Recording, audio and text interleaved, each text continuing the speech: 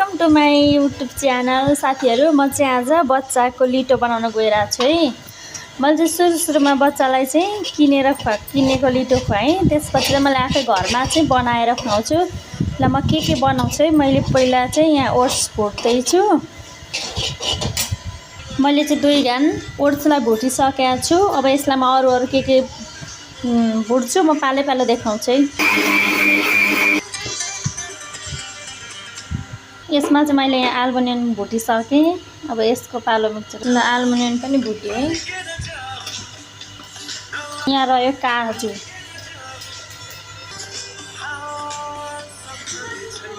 यहाँ चाहिँ मखन भुटेको छु। यहाँ चाहिँ ओखर छ, ओखर रहेको छ बिहा। यो चाहिँ चना है, चना चाहिँ मैले पिसेको चना ल्याएको छु। घन्गेटावाको खोस्टा फालेको चना थियो। मैले यसलाई चाहिँ भुट्दै। यहाँ चाहिँ हरियो केराउ र मटरलाई चाहिँ मैले एकैचोटि भुटेँ।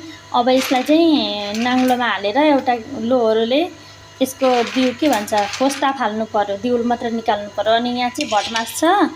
यो भटमासलाई पनि नाङ्लोमा हालेर यसको पनि खोस्टा फाल्छु है। म खोस्टा फालेर पिसो भनेदेखि अलिक राम्रो, बच्चालाई बिसाउँदैन। मैले चाहिँ मकैको सट्टा यो मकैको च्याख्ला थियो, के भन्छ चामल मकैको च्याख्ला। मैले चाहिँ मकैको च्याख्लालाई चाहिँ भुटेँ। मकै भुट्दा नि हुन्थ्यो, मकैमा चाहिँ अलिक खोस्टा हुन्छ, त्यसले मैले मकैको च्याख्ला चाहिँ भुटेँ। यहाँ चाहिँ मुनको दाल है। मुनको दाल चाहिँ खोस्टा भएको सकेको रहेछ, त्यसैले मैले चाहिँ खोस्टा भएको दाललाई भुटेँ। फाइनली साथीहरू, मैले चाहिँ लिटो बनाइसकेँ। सबै मैले पिसिसकेँ। यसमा मैले कोदाको पिठो पनि एड गरिदिएको छु। यो पनि हेल्दी फुड हो बच्चाको लागि। अब यसलाई चाहिँ मैले मजाले घोल्छु है, मोल्छु। सबै मैले चाहिँ एक घान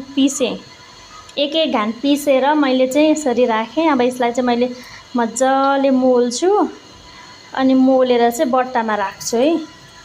मैले चाहिँ यसलाई मजाले मोलेँ। अब यसलाई चाहिँ अलिक तातो छ, यसलाई चाहिँ अलिक सेलाएपछि अनि मैले बट्टामा हाल्छु है। ल बच्चाको लिटो रेडी भयो। किन्नु त पर्दैन नि, यसरी घरमा आफैले बनाएर खुवाउने, राम्रोसँग बनाउन नि सकिन्छ, हेल्दी पनि हुन्छ।